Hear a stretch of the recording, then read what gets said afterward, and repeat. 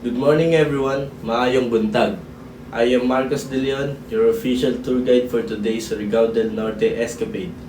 We are currently in the teardrop-shaped paradise of the Philippines, Siargao Island, and its neighboring wonders.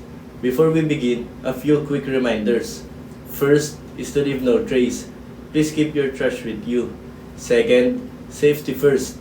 Always keep your life jackets on during boat rides. Third, respect the tides. Our schedule today is strictly dictated by the ocean's rhythm. So, are you guys ready to experience why this province was voted the best island in Asia? Let's go! Welcome to Cloud9, the crown jewel of Philippine surfing. If you look to your right, you'll see the famous 3-story wooden viewing deck. Fun fact, do you know why it is called Cloud9? Legend says that back in the day, surfers who visited here would eat a local chocolate bar called Cloud9 after a long session.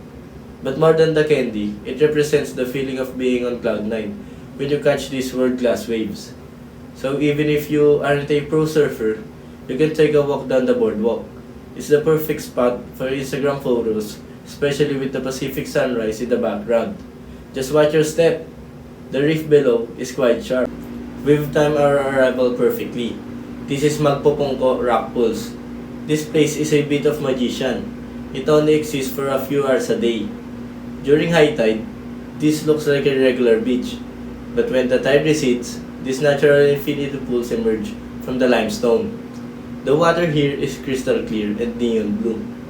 Safety tip: for the thrill seekers, that large rocket formation in the middle is a popular spot for cliff jumping. However, please wear aqua shoes. The rocks are jagged and magpupungko actually comes from the Visayan word pungko, which means is to sit. Because the big rocks looks like it's sitting on a smaller one. So let's head in before the tide comes back. To wrap up our tour, we've traveled south to the municipality of Socorro.